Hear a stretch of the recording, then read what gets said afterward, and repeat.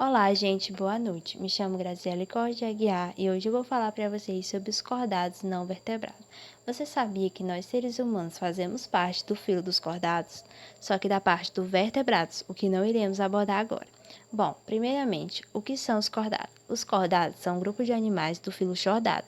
São representados por alguns invertebrados aquáticos e todos vertebrados. Existem cerca de 45 mil espécies de cordados conhecidas e distribuídas em três subfilos, que é o urocordados, os cefalocordados e os vertebrados.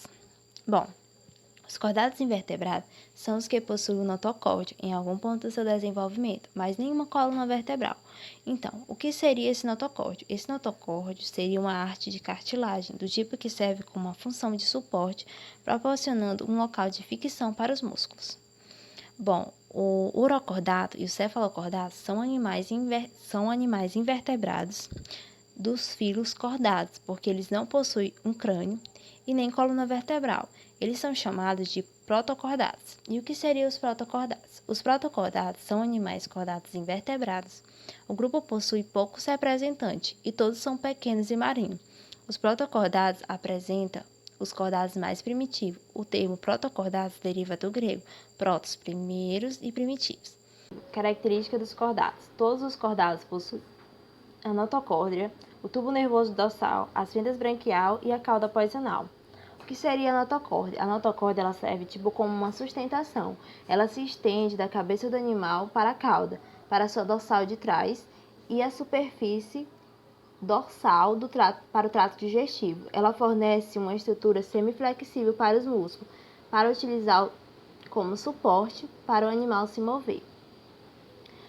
O tubo nervoso dorsal. O tubo nervoso dorsal é encontrado na maioria dos cordados invertebrados, geralmente na fase larval do seu desenvolvimento, mas não na fase adulta.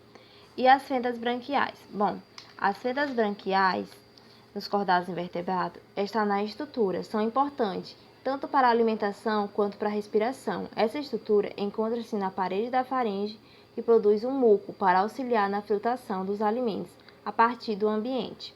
E a cauda pós-anal? A cauda pós-anal ela é uma extensão do corpo que vai além do final do trato digestivo e é vista apenas no estado inicial do desenvolvimento de alguns cordados. Bom, agora eu vou falar um pouco para vocês sobre urocordados. Urocordados são animais marinhos que podem viver isolados ou em colônias. Geralmente são encontrados agrupados em rocha ou em algas maiores. Seu tamanho pode variar de alguns milímetros até 10 centímetros. Seus representantes são as salpas e as assídias. Estrutura corporal. Algo interessante a respeito desses indivíduos é que ele tem um revestimento externo em seu corpo, formando um polissacarídeo bem parecido com a celulose. Esse composto a gente chama de túnica. Ela se forma por aquilo que chamamos de tunicato. Antigamente, ela era chamada assim, de tunicatos, por causa dessa característica. Aqui eu trouxe para vocês uma imagem de um urucordado, mostrando as suas características corporais.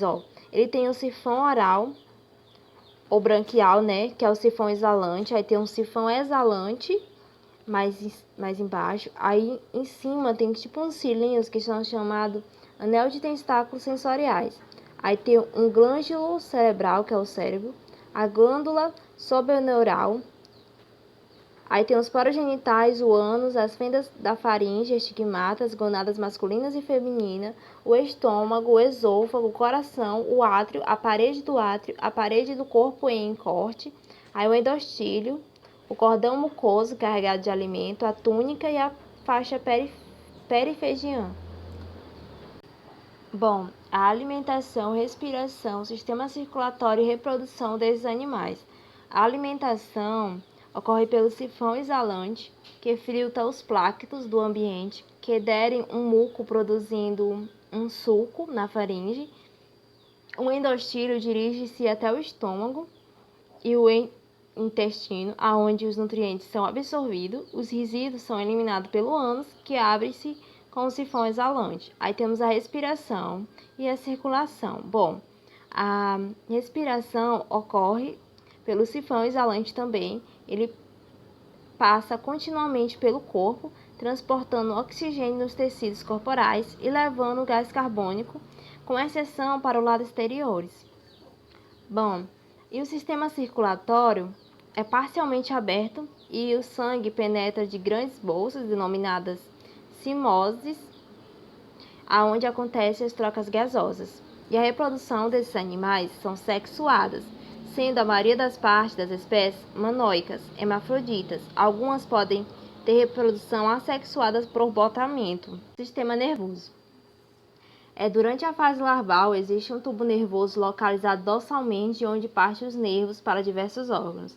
Na fase adulta, essa estrutura reduz-se ao glândula nervoso localizado sobre a faringe, de onde partem os nervos. Bom, eu trouxe aqui para vocês uma assídia nova e uma assídia adulta, né? Aqui é a larva de uma assídia. Você pode perceber que ela perde várias estruturas e uma delas é a notocórdia. Urocordados, eles são divididos em 3 classes: assídias, tralhiácea, larvácea. Bom, as assídias são as que compõem a maioria das espécies do tunicates. Podem ser encontradas em águas rasas, presas em rochas, conchas ou em fundos de navios. Suas características de cordados se encontram na fase larvais do seu desenvolvimento. Tralhiáceas. As tralhiáceas, elas são muito pequenas. São animais que medem no mínimo 1 a 2 centímetros de comprimento, com um corpo cilíndrico que se assemelha a barris. Alimentam-se especialmente de plânctons e estão descritas cerca de 1.250.000 espécies. Larváceas. As larváceas são também conhecidas como aperpendiculares, são exclusivas de outras espécies do filo tunicato, em que elas mantêm essas características de cordados durante toda a vida adulta. São animais platônicos, presentes em todos os oceanos, principalmente nas águas quentes. Bom, agora eu vou falar para vocês sobre o subfilo cefalocordados. São animais marinhos do corpo achatado, lateralmente afiados nas extremidades. Medem poucos centímetros, enterram-se na areia em posição vertical e deixam apenas a boca exposta, mas podem nadar em águas rasas. Em geral, sua anatomia se assemelha à de um peixe. Não possuem uma cabeça diferenciada e uma característica marcante desse grupo é a presença de uma boca rodeada de filamentos, chamamos de cirros. A estrutura corporal. Como eu havia falado, a boca dele é rodeada de filamentos, que são chamados de cirros. Nessa imagem, vocês podem ver claramente os cirros orais, bem aí, ó. Aí tem as fendas branquiais, a faringe, aí tem o seco hepático, átrio, atríporos, aí temos o intestino, raio da nadadeira, nadadeira ventral, ânus, aí temos a nadadeira dorsal, cordão nervoso dorsal, miômeros, raios das nadadeiras e temos a notocórdia. Bom, a alimentação, respiração e circulação e sistema nervoso e reprodução desses indivíduos. A alimentação deles, os cefaloscordados, eles filtram a água que passa pelo seu corpo através da faringe.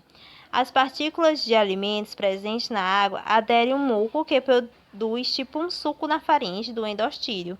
Este muco, com auxílio das células ciliadas, segue até o intestino, aonde ocorre a digestão, já que não existe o estômago. Respiração e circulação. Os cefalocordados possuem um sistema circulatório fechado. A nutrição e oxigenação das células são garantidas pela presença de um coração na região ventral dos capilares sanguíneos, junto com o tecido dos sinuoides. Quando o sangue circula pelas redes capilares, ocorrem as trocas gasosas, a água que passa pelas fendas faringianas e o gás, oxigênio e alimentos são distribuídos nas células e o gás carbônico que exerce são recolhidos. Sistema nervoso. O sistema nervoso ele consiste em um tubo nervoso dorsal de onde parte a ramificação para todo o corpo. Está localizado em volta do cordão nervoso, acima da notocórdia, do músculo, sem 2 raízes dos nervos espinhal, que se espalham pelo corpo, indo para os órgãos sensoriais. Reprodução. Apresentam reprodução sexuada e são dioicos. As gonadas não possuem ducto, assim quando maduras, rompem e liberam os gametas em uma cavidade denominada átrio. entre o tubo digestório e a cavidade do corpo. A partir daí, as gametas saem do corpo e corre a fecundação externa. Bom, gente, esse foi meu trabalho. Muito obrigada pela sua atenção.